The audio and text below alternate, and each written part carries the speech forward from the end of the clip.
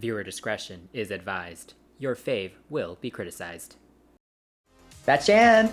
That's Chris. Welcome to CCTV, the Nonstop Pop Show. And today we are heading to Pop 101 class and learning about the extraordinary superstar, Rina Sawayama. If this is your first time joining us here at CCTV, Shan and I have a huge range of experience in the music industry, from performing on stage and recording in the studio to working with artist management and record labels. So we analyze artists and their discographies from both the creative and business angles. And if you made it this far, be sure to subscribe to our channel so that you can become part of our CCTV crew.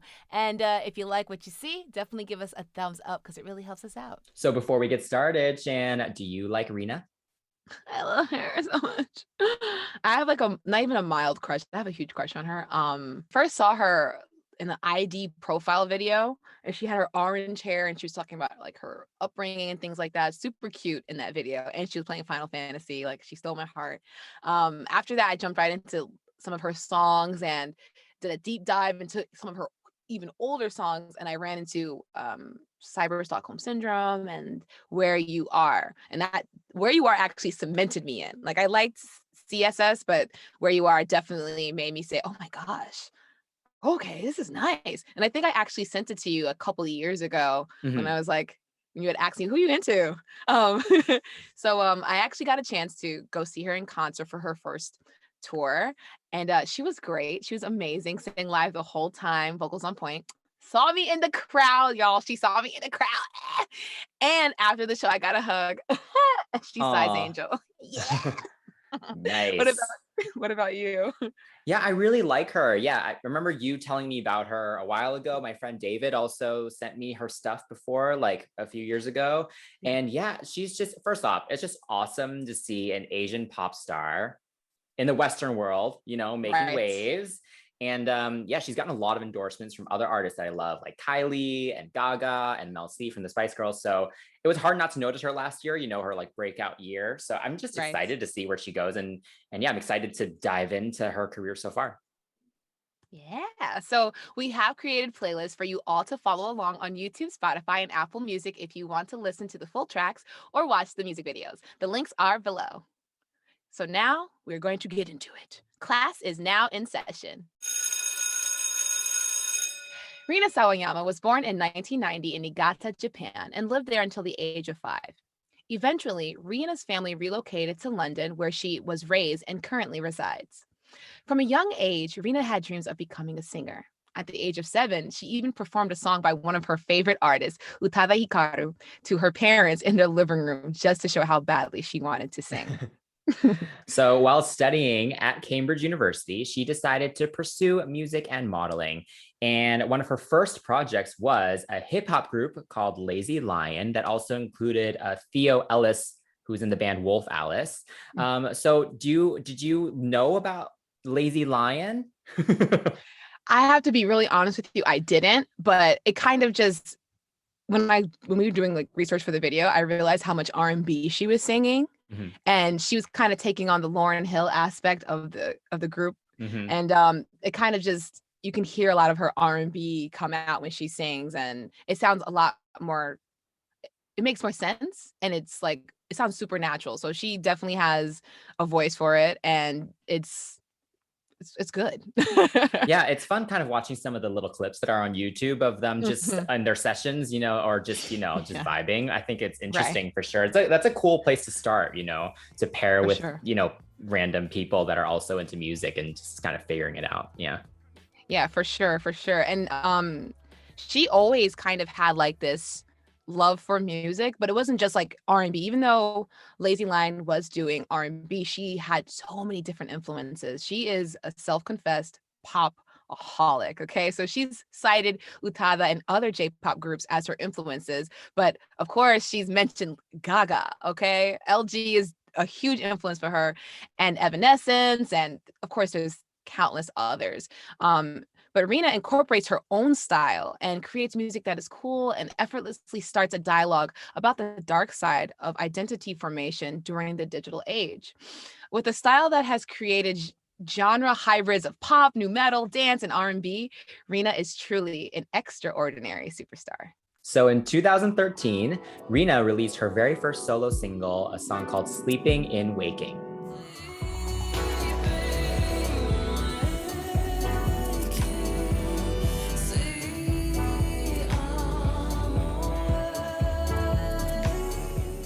This debut release was released under British indie label Make Mine, and it was recorded in between her bedroom and in the studio as well. And this one was produced by the London-based producer Hoost. And this track is dreamy and dark, full of lush synths and electronic magnetism. What do you think of this track? Ooh. What a description. Yeah, I agree. This song was interesting because it's so moody. And I mean, for her first little solo attempt, it was definitely a 180 from what she was doing with, not like a complete 180, but it was definitely something a little bit more electronic. So I think it was interesting. She does not ever perform this song, and I really wish she would pull a her and like just kind of pull this up from the dregs of her past and just redo it with Clarence. But she avoids doing the song. I don't get it. But it's definitely a creative prequel to her stronger tracks. I'll say that. I mean, so I was watching a lot of interviews this past week as we were preparing for this.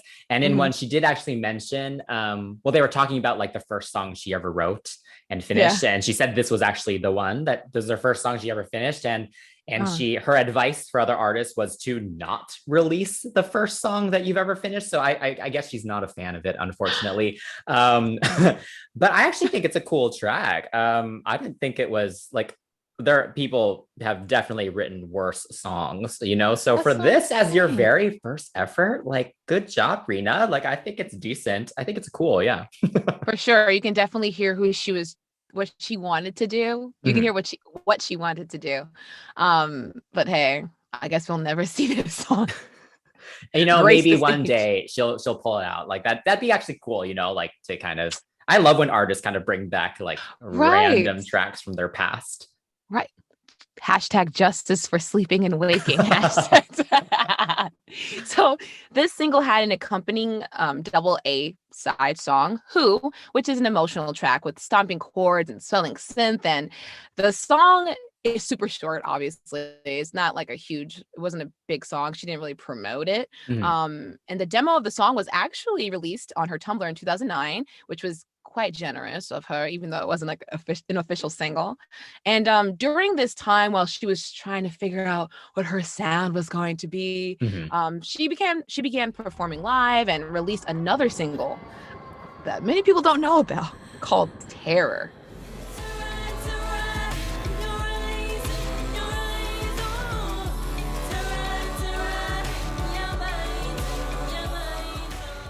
So this song, in retrospect, compared to her previous tracks, weren't exactly the greatest. They're a little lackluster, but the commentary on the effects of negative social interaction became more of a common theme in her lyrics.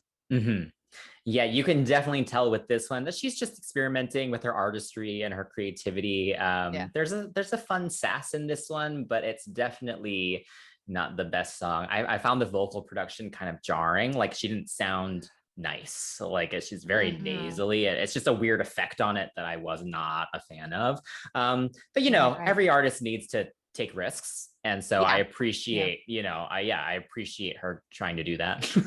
No, for sure. You know, thinking about the whole situation, like, even though the song wasn't like amazing, the video was interesting because she has all these looks, and it kind of just played into her job as a model. You know, she had connections, so she could get people to help her out with these looks. Not saying that she was using people, but she had connections, she made them, had good relationships, and you would see things like that occur in her later projects.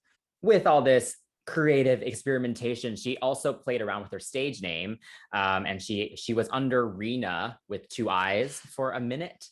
But that was very short-lived, because in 2015, she went back to her actual name, Rina Sawayama, and she released another Who's-produced single called Tunnel Vision. Tunnel Vision, madness, notification, happiness, spinning plates, relationships, going down the drain. And this era of her work is kind of when you see the formation of her most famous concept, which is human interaction in a digitized age. You could say it's her form of digipop, which is the art movement that focuses on technology's influence on all of society in every aspect. And so, yes, she uploaded this track on her SoundCloud as a single from what was supposed to be her debut EP called Alone Together, which never actually came out, unfortunately. And the video was described by the director as a pastel R&B glitter struggle, which is interesting. And in this video, she's unable to sleep because she's constantly checking her phone for notifications and being kept awake by all the interaction online. Yeah. So what do you think of this track and video? It was really sleepy. It sounds like a lullaby. So when you watch the video, she's in bed and she's under the covers looking at the camera and at the phone. It's funny because she really couldn't go to bed, and it's like super relatable. She said that she wrote the song because while she was preparing to write some music, she was in the studio and was receiving text message notifications from people, and she just think I don't really care. I don't like, I'm trying to work right now, which is super relatable. Like when I'm editing CCTV or like trying to write a song, people, what are you doing? Not talking to you right now. Yeah, right? the distractions that keep you from your productivity, which is Exactly. very easy when we can just, there's endless amounts of things you can do on your phone now. Yes. So yeah, I agree. The subject, I love that she wrote a song about that and that it's continued as a theme throughout her music. I also think, because the first time I listened to it, I wasn't really paying attention to the lyrics. I was like, oh, it's so dramatic. And like, and that was like, oh, like this is what it's about, which I think is just funny, how dramatic she made it. But yeah, I think it's a pretty track. She really does have a really cool vibe to her. And yeah, I think this is a cool one for sure. Yeah, I agree. Her lyrics are definitely I'll give that to her. Like as she kept writing, she was pretty good then, but it got better and it's gotten better. Like the apatheticness of the lyric, like you tell me what's wrong with you, but I don't really care. Right. Love it. So speaking about how the video was like this pastel R&B glitter struggle. Rina actually worked on this video with Ali Kerr and an artist named Arvida Bryström, and would again for their next video, Where You Are.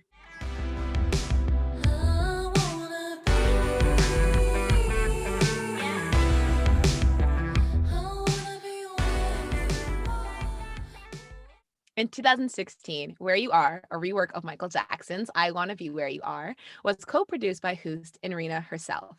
Spawned by a 2013 GarageBand demo, Where You Are serves as a lens into how one's self-esteem is affected by social media. This song, like I said, when I heard it, your girl got sucked in. I think it's really cool how this guitar riff just kind of it sounds super forlorn, and even in the video she's just sitting on a bed just looking at her phone and just being very it was just really dreamlike. She has a really interesting way of not, I don't want to say criticizing, but almost criticizing. She has a way of criticizing something without sounding preachy. And also she has good sense musically because she was able to take this hook for Wanna Be Where You Are and put her own words with it and relate it toward being unable to connect with someone past a digital forum. You know how we post on Instagram, we post on Facebook, we post on all this social media, but does this person really know who you are? The only way you can be with this person is if they see you in this kind of form. You always seem happy, you always seem beautiful on the internet. So I really appreciated that she was able to mention all of this without sounding like she was giving us a lecture, Yeah, this is such a cool track. I like covers, but I'm never a fan of a cover if they don't do anything new with it. So so in this case, this is how you do a cool cover or sample, or like however you want to say it. Like she turned it into something brand new. Like it's such a cool track, and it's still one of my favorites, I think, of hers, because it's so catchy. Of course, the hook is naturally catchy just on its own, but she made it sound so effortless, and her voice sounds really pretty on it. Yeah. For sure. I agree. So congratulations for that one, because we both love the song. Mhm. CCTV approved. Oh man. All right. So later in that year, Rina also released a very poignant piano-led Christmas single entitled This Time Last Year. And this was kind of the last thing before she entered a new era of her artistry. In March 2017, Rina released her single Cyber Stockholm Syndrome, which premiered on The Fader.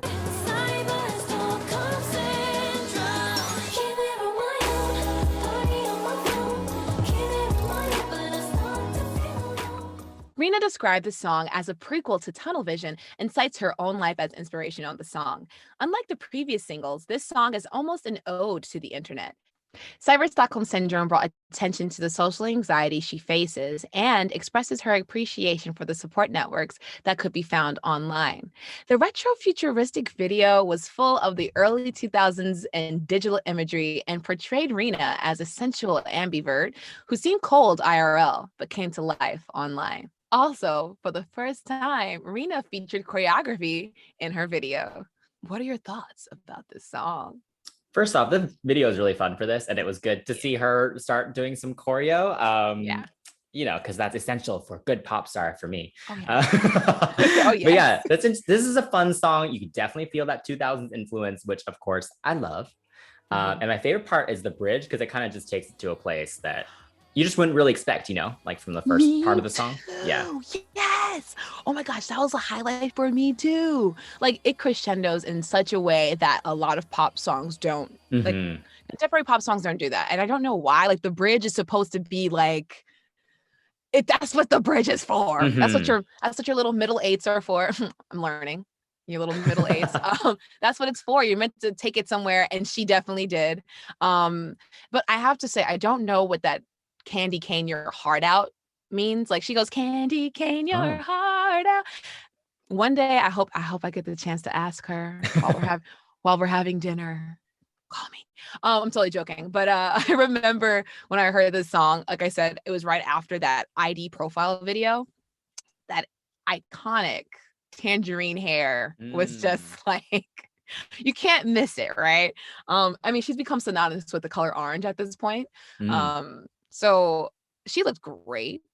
And I am a sucker for like the Y2K guitar sounds, the little riffs. Love them. And the song is super relatable. Like coming to life online. I remember when I was younger and I didn't have time to really hang out with friends or whatever, I would go on digital forums and find friends, and shout out to all our peers on MySpace back in the day. But yeah, I think it's one of her standout tracks if you were to like try to figure out who she was or who she is. Yeah. And during this era, Rina began collaborating with Clarence Clarity, who is an English songwriter and artist known for his very unique pop sound. So the pair bonded over their love of Britney Spears, and their synergy is undeniable. I mean, of course, if you guys like Britney, you know it's gonna be good, right? Hopefully. Yeah. So their creative collaboration has actually continued through still to today. And it's very similar to the working partnerships between like Xenomania and Girls Aloud, or Brandy and Darkchild. For sure. Oh, side note. I have to say, he opened for her for her tour. Yeah. And I can see why she was like, okay, we have to work together, but he's very interesting as a producer, like as a solo artist. He's very interesting. So I wonder how they got connected in that sense and how this song came to be, you know? I mean, Britney can bring anyone together. This is so true. Thank you, Britney Spears. The Holy Spirit has spoken and has saved lives once again. So later on in 2017, the second and third singles, Alterlife and Tunnel Vision, a remix featuring Shamir, was released, followed by her debut mini album, Rina.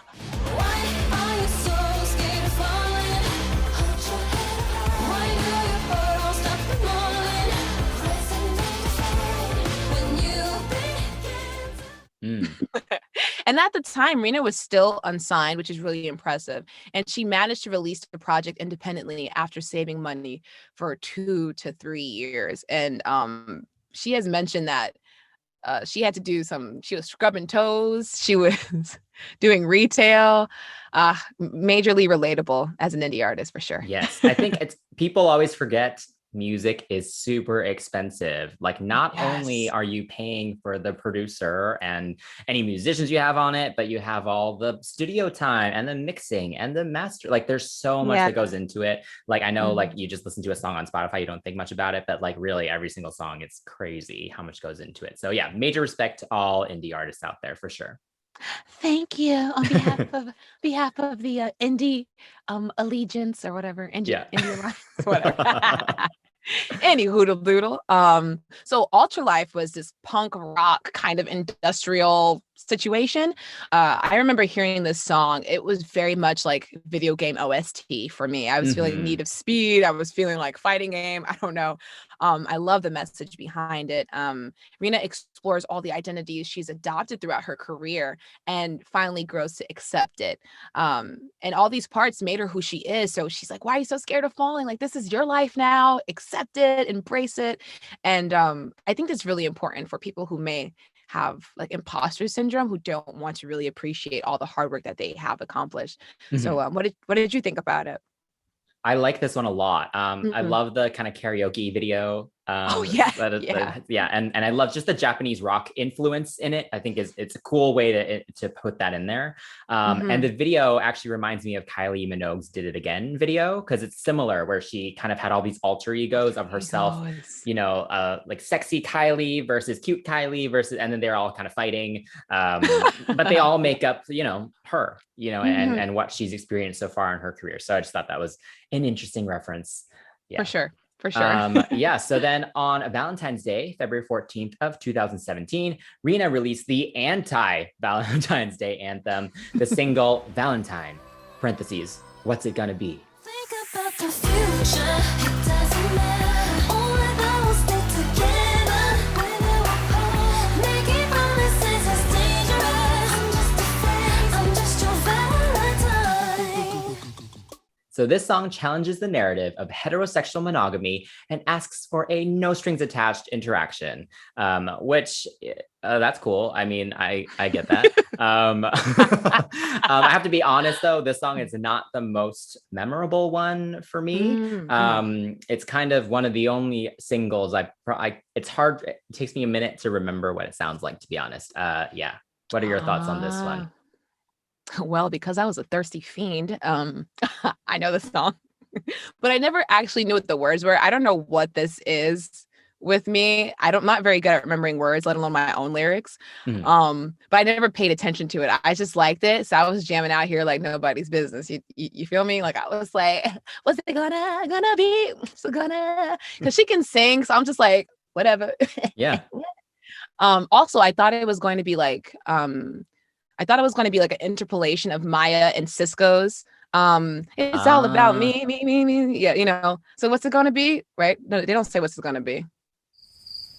Anyway, I don't know why. Whoa. Okay, feel free to drag me in the comments. Like that doesn't make any sense. But no, for whatever reason in my mind, I thought she was going to pull another Where You Are situation and kind of be like, what's it gonna be? I don't know why. It's all about me. What's it gonna be? I don't know why I did that. But it happens. But, even though this song wasn't like, wow, I think of Rina when I hear Valentine, a song that really represented her came in her next single. So she released this song, almost like her coming out song, called Cherry. Even though I'm satisfied, I live my life within a lie. With Cherry, Rina would come out to the pixels and to public as pansexual.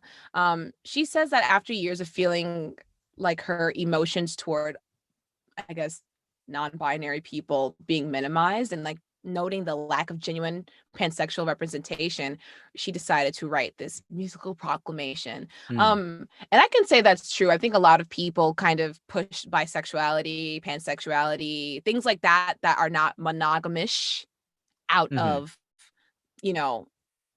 they don't take it seriously. They think that the person's just trying to be promiscuous. So the lyrics definitely speak to that. And with the video, I have to say for this song, although the song is gorgeous, I love the intro of her speaking. The video wasn't exactly what I was expecting. I mean, I get it. You want to embrace all forms of femininity. You have queer dancers, you're queer choreographer, like everything is just very, I don't know, it's simple. It's just too simple for me. Like she looked great. The makeup was fire. We love it. She looked great. I agree. There was something about it that made it look a little low budget, which is something you always want to avoid, And, I get it. Again, music videos are also very expensive, as we know. But, there are ways to, make it look as expensive as possible, as you can. Right. I also felt, some of the dancing wasn't the cleanest. I appreciate having kind of dancers of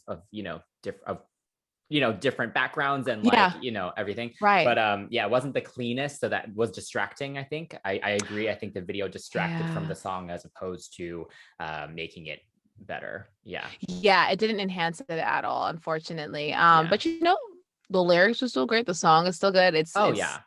We love it. We love it. This song is actually I think it actually is my favorite of her songs. So good. Like I just think the melody is great, the chorus is really great, and she sounds great, and the lyrics are great. Like everything's great. Tens across the board, darling. Exactly. Tens across the board. Exactly. All right. So after the release of Cherry, Rina embarked on her very first headline tour in September and October of 2018, and this was called the Ordinary Superstar Tour, and it consisted of 17 shows, one in London and the rest in North America. This is true because I went to this concert. I made a sign and everything for this show. Oh my gosh, just to give her the whole like pop star experience, one side said Control Alt Delete my wig. And then because she has like this whole digital concept going, for people who don't know, she calls her fans the Pixels. Her whole discography is based off of like, not the whole, but this era of Rina. The Rina EP was based off digital age and digital life. So I thought, oh, what's cuter than Control Alt Delete my wig? So I used that. And then the other side said, I'll be your cherry Y2K, like K queen. So she saw my sign. She saw the side that said the Control Alt Delete my wig. And her friend, who actually lives here in the States, recorded the encounter and gave me the video. So I'll insert that. We'll insert that later. Love that. Well, how was the show? She's good. I'll say that. I mean, I really do wish with some of these venues, they would really invest in a quality sound system, because like once you get the music going, you can barely hear the artist and it sounds so muffled. Yeah. A lot of these venues too, it's the acoustics. Like it depends on where you're standing. If you're in one spot, you could hear nothing, and then there could be just a spot a few feet away that's like perfect. Like it's horrible. Yes, I agree. Some of these venues need help. Yes. Oh my gosh. Can I say side note? It was interesting. I think one of the highlights of this show was that she asked people to sing Ordinary Superstar. And for whatever reason, even though we were all there to see her, nobody knew the words to the first verse. Oh no. Girl on the screen, look at me. Yeah, because you put someone on the spot. I mean, I know that feeling. Like I said, I don't know the words to anything, but like when she was like, who wants to sing? My sign went down.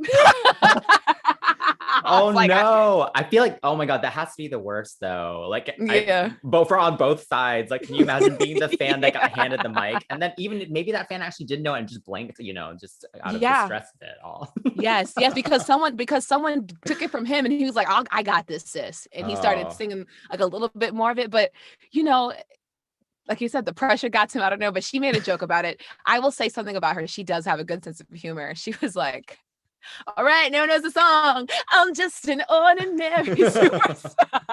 Oh my God. Yes, artists need to choose that moment well. If you're going to want the audience to sing, like make sure it's a moment that everyone should know. That's funny. That's really funny. Right. I just feel bad because, she did make a visual with it, with Gaga's stylist, Nicoletta Formichetti. Ketty, I'm so sorry. Yeah, so everyone was like, oh my God, we love this song, we're screaming. No one knew it. And then the dancers, by the way, they were killing it. Alicia and Wendy, they were sitting there dancing, laughing at us, not knowing the words. So That's yeah, it was fun. definitely memorable for sure. I bought a lot of merch. Love it. Love Yeah. it. Oh man. All right. So after the tour in Mhm. November of 2018, Rina released her next single, Flicker. 'Cause you know what they don't, just remember your name. They just, baby. They flicker, but it ain't gonna show you they flicker. Flicker was released with an accompanying lyric video and campaign video. And so this song is about Rina being often misunderstood, you know, just being an Asian person in the Western world. And she created the hashtag They Ain't Us to rally her fans from around the world to take pride in their names. Yeah, so I love that as a message. But also, sure. this song is so good. That hook is so catchy. Flicka, flicka. Flicker. Yeah. And I also, obviously, I relate to the subject matter as well. And again, I said this in the beginning, but it really is awesome to have a pop star making waves and making songs about these issues that a lot of people can relate to, for sure. I totally really respect that for sure. And with this song, I thought it was interesting how like the switch up came up with the chorus. It was very like ghost town DJ-esque, you know. Mm. And I have been coming. Like it just had that kind of, I don't know what the origin right now of that kind of like that production. Mm. But yeah, so I thought that was really nice. And a lot of fans came in with these videos. She has like a 10-minute video with fans explaining their names and like their troubles when they were younger. Interestingly enough, people butchered my name too purposely. I remember getting called Shanae one time. So it's just like, even though my name is super simple, it's tacky, you know? So when I heard this, I was like, I was in my family. Again, still don't know the words. I'm just singing melodies.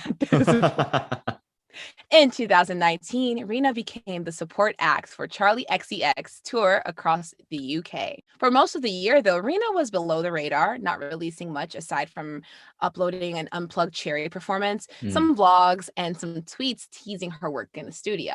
After all this teasing of new material during the year, Rina reached a milestone when she finally signed with the British indie label Dirty Hit Records. And this was a label famous for having the 1975 on their roster. So her very first single release with the new label was STFU.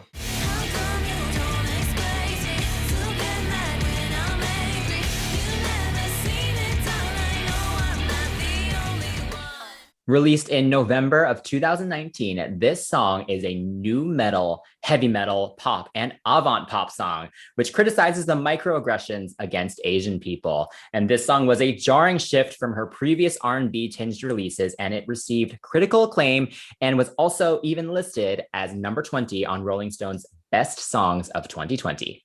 The music video was directed by Rina and her longtime collaborator, Ali Kerr. Rina had 3 looks in this video.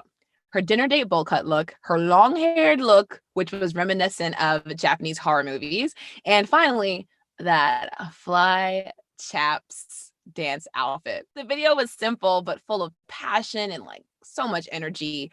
I remember seeing the video, hearing the song, and I thought, whoa, oh my gosh, because I love like metal music and I know I don't look like it. I don't look like my playlist. But it was really, really surprising to hear, especially after like the 90s influence of Flickr and whatnot. And it had been a whole year.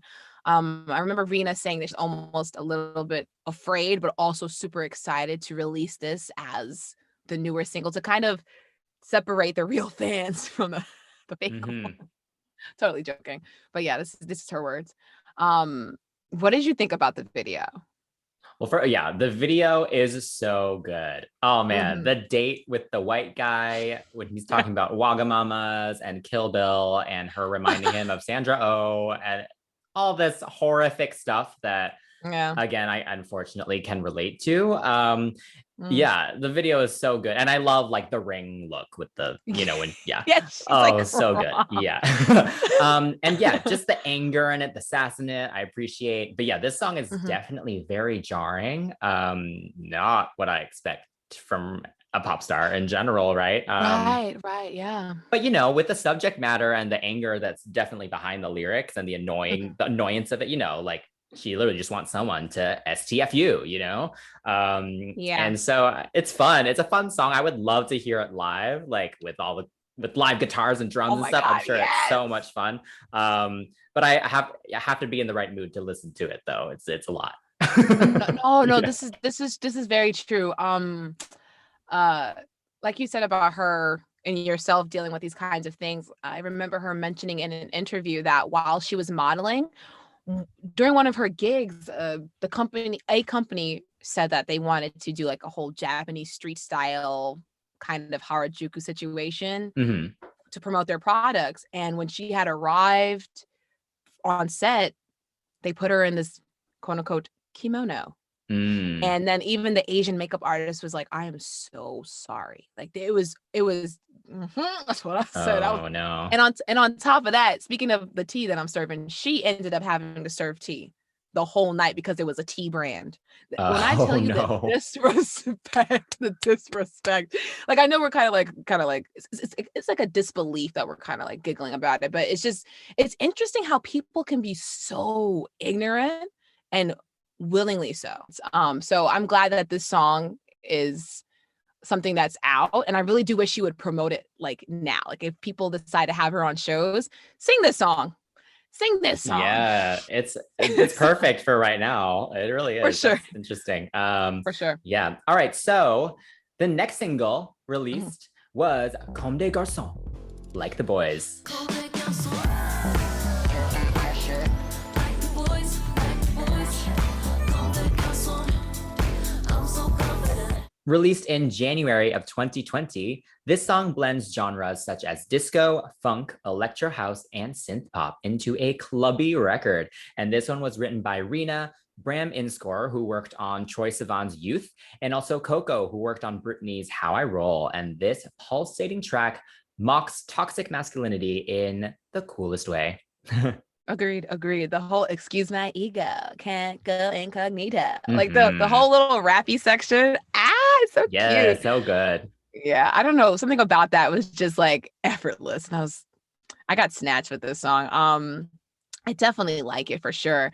It oozes confidence, and in the accompanying music video, the viewer enters this secret and surreal lab where this masculine figure is being scanned and studied, and this character's evolution goes from being guinea pig to top dog as suddenly a group of men begins worshiping Rina. And the visuals for this song are 90s inspired and essentially is a fashion film that combined the visual worlds of Hype Williams, Hiroyuki Nakano, and Boris Vallejo. In February, though, the remix produced by Brazilian DJ Brabo, featuring Brazilian drag queen Pablo Vittar was released. That was good too, though. Yo, this song is so good. It's so much fun. I would love to choreo to this. Like when we can start doing stuff again, this is definitely one for the list, I think.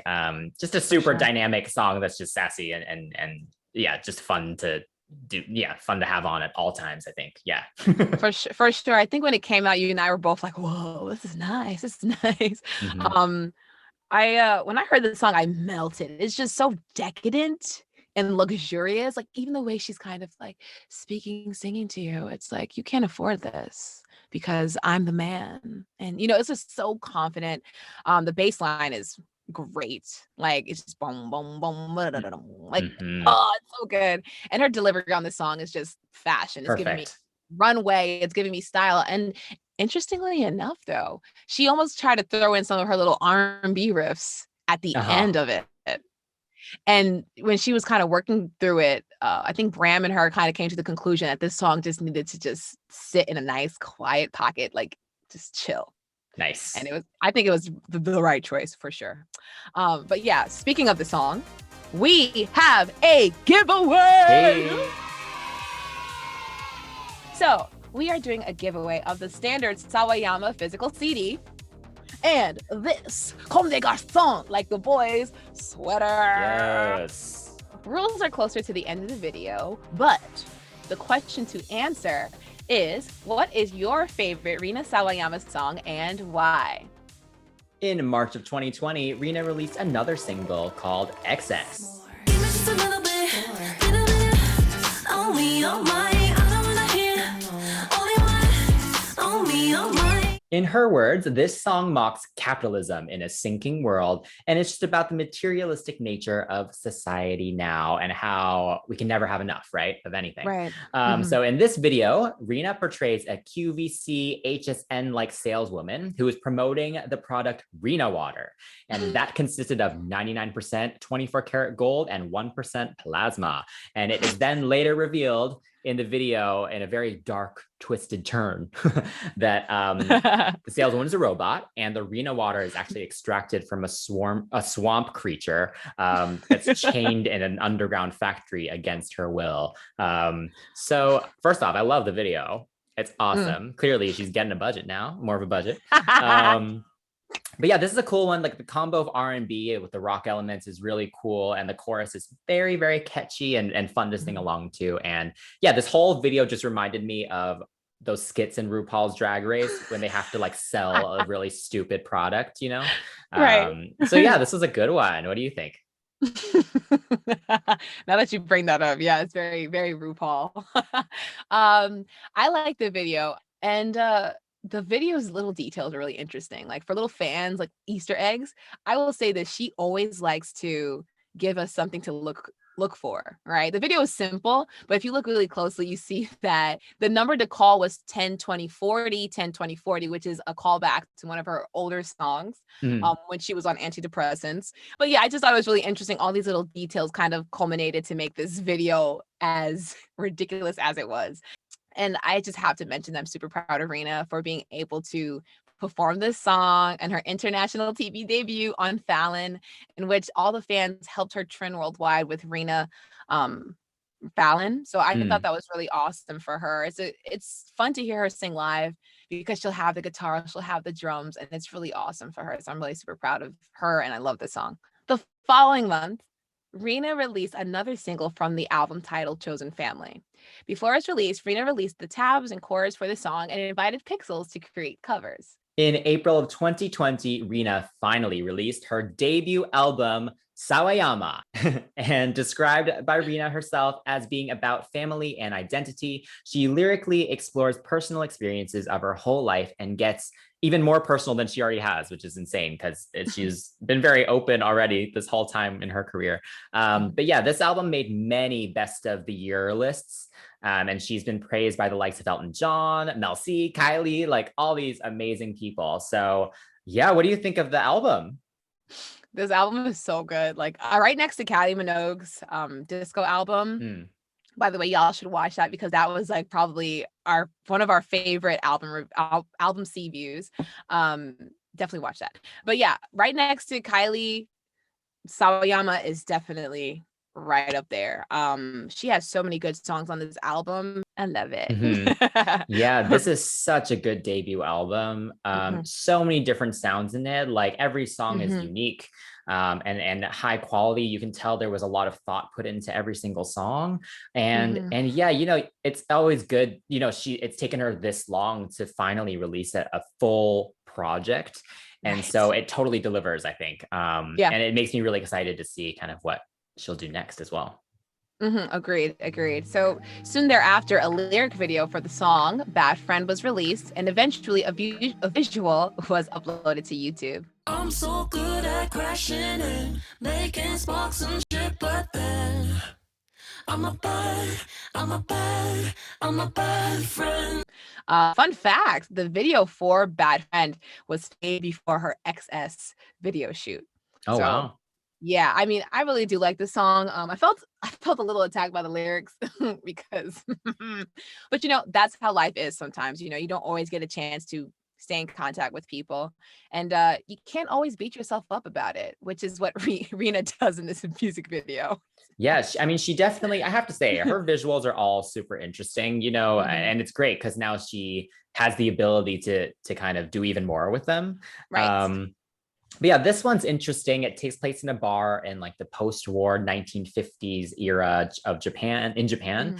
And basically Rina plays this middle-aged gender bent version of herself.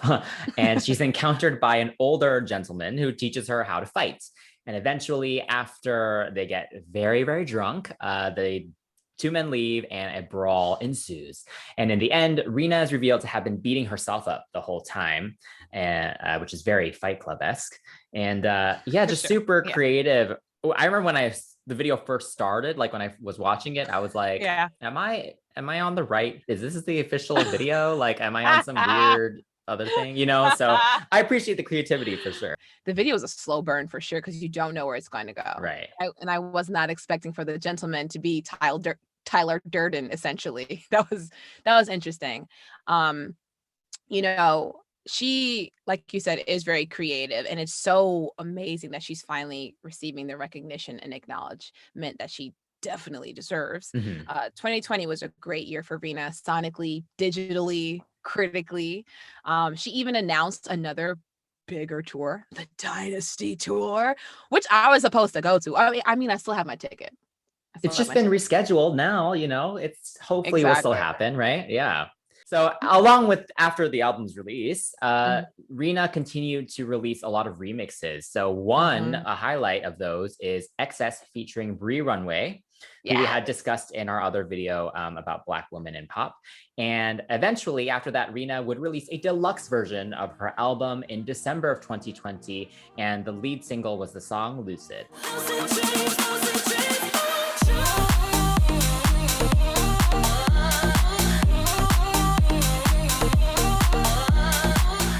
The dance pop song is about living a different life through dreaming, and was produced by Blood Pop, who also did work on Lady Gaga's Chromatica album. The music video was an extended reality video, combining CGI and realia to portray Rina as the dreamer and the dream girl she is singing about. So Rina has said that the song, or maybe mostly the video, was basically about self-stimulation. But she was saying it kind of jokingly, so I don't know if she was just taking the piss or not. I don't know. We'll see. But what did you think about the video and the song and things like that? The song is okay. It's not my favorite in her discography. You can definitely tell it's Blood Pop, you know. Kind of sounds like a Lady Gaga B-side, like just production wise. And I think because she also kind of sounds like Gaga in a way, like her tone is a little similar to sometimes. It just totally just sounds like Gaga, you know. But I think, you know, it'd be great in the clubs, you know, if we ever go to clubs again. And so it's not the most unique song, but it's fun, and it's a fun addition to her album. Yeah, for sure. I think they're both, we talked about this, like Gaga's voice, I think they're lyric soprano. I gotta say it with the actual accent. Anyway, they both do have very similar tones, and I didn't really like the song. Let me not lie. I actually didn't really care for the song. It was okay. I just thought Chromatica, you know. It has since grown on me, which is like so annoying. Like I was thinking, you know what, this is gonna have to be a miss for me. This is gonna have to just not be one of my faves. I like it a little bit more, especially with the video. After watching the video, she looks super cute. And I love the creativity behind it. It was nice to kind of see this like virtual reality thing, kind of bringing back her digital age Rina EP era. So yeah, I like that for sure. Along with Lucid, the deluxe album featured unreleased tracks and a cover of the 1975's Love It If We Made It. Some highlights being We Out Here and Bees and Honey. One sounded like a Destiny's Child and Limp Bizkit baby, and the other one sounded more like a Rina XEX kind of song, which isn't bad.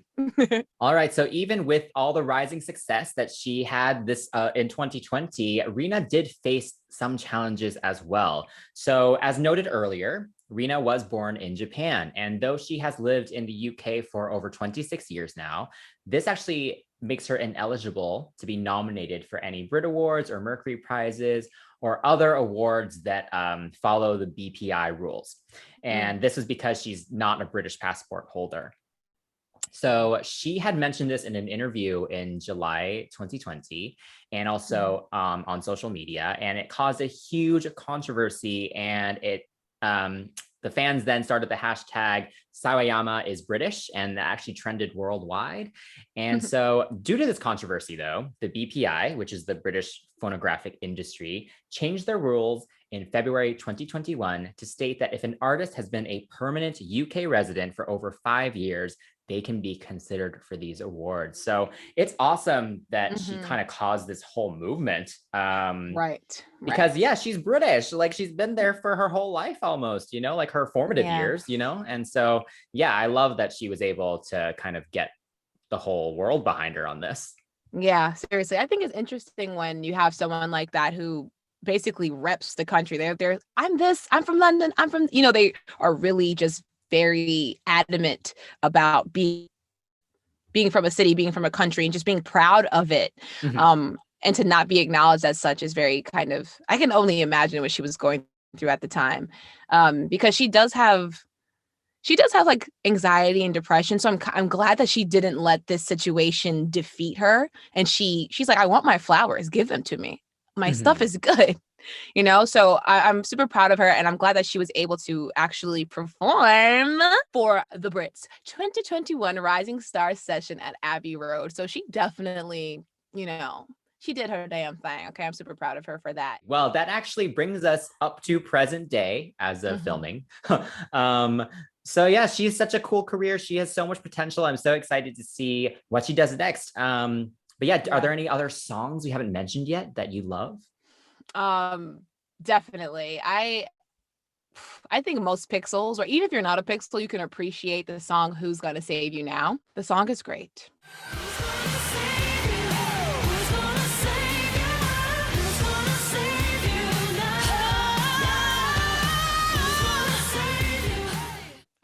The London Community Gospel Choir is featured as background vocals, and Adam from the 975 played the guitars. Like this song is built for the stadium, but you know, for now I'll sing and scream in my car. It's really good. It is. Oh, it's so good. It just talks about like letting toxic people go, letting them exit your life, and just saying, hey, listen, I'm not going to be the one to continuously take care of you, even if that was my MO before. I wish you the best, but go take that somewhere else. Love it. What about you?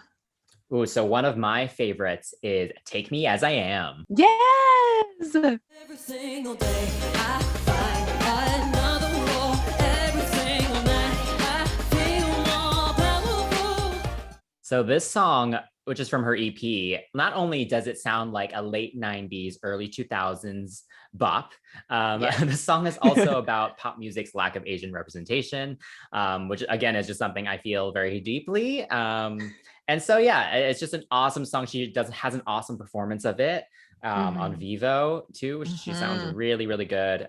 So yeah, that's a good one. So what are your expectations for Rina going forward? I don't know. I feel like she's just so interesting, you know, like it's hard to even predict what she'll do next, you know. I'm sure there's so many new producers that have now discovered her, new artists that have discovered her that will want to collaborate. And so I'm excited to see kind of what potential is there and what new collaborators can bring out of her. And yeah, you know, we've got the metal, we've gotten some rock, we've gotten, you know, the R&B, like would love her to just throw something crazy at us next, you know. Yeah, you're right. Honestly, I don't know where exactly she could go, but I think that is also the challenge that she will be facing. Because she has done so much, and it's like, how can you keep reproducing or keep coming out with different songs that don't sound like the other ones, right? Or sound like someone else. And she did mention that Snakeskin is kind of in the direction that she might want to go in. It's very it's dark. I mean, she's done dark before, but it just doesn't sound like something that she would do typically. I think it's a nice little ending for the Sawayama album. But yeah, like you said, I also am curious about the collaborators that she might work with, because her and Clarence have such good chemistry. Like he knows what she wants, and she refines his sound in such a way where it's just like they just make sense, you know? Like Salt and Fries. I don't know, but they just make sense. Yeah, but it'd be nice to see if she can break out here, you know? Hit our charts. I wonder how she would do it. Yeah. because her songs are good. Without selling out too much though. Yeah. I don't want more of Lucid. Like I get it, it's fun, but it felt a little too commercial. Like I kind of like that she's a little weird. So yeah, I hope she kind of is able to keep that and still find success. But yeah, hopefully without selling out. No, you're right. You're right. I mean, if Billie can sit there and shift the whole paradigm of what pop music sounds like, why can't this Asian? I totally hope that with this surge of just like Asian pride, that people will actually give more of a platform outside of like Crazy Rich Asians or some other bullcrap that they feel fits their narrative. Like let Asian people tell Asian stories, and she is a great person to be doing that, because she's always been about this and she makes damn good music. So, but then again, I'm just a Black female just saying that, but you know. As mentioned earlier, we are doing a giveaway of the standard Sawayama CD and the Comme Des Garçons sweatshirt. Yes. And no way is this giveaway endorsed, associated, sponsored by, or administered by a YouTube or any social media platform it's promoted on. Okay, got it. All right. Yes. All right, so the rules for this giveaway are very simple.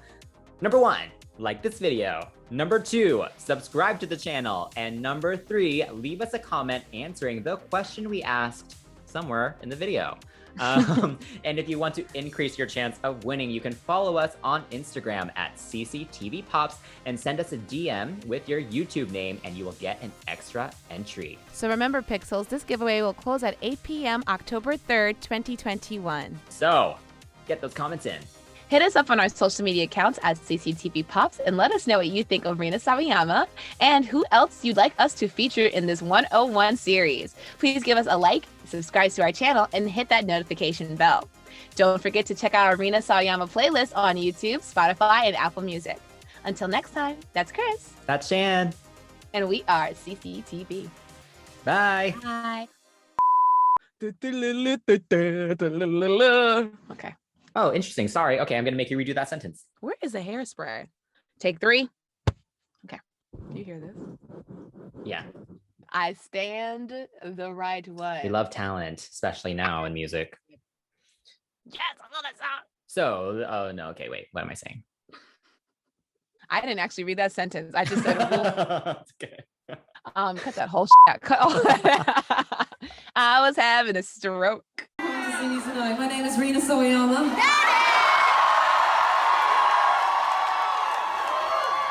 Wait, did I just control alt delete someone's wig? Turn around. Control alt delete someone's wig?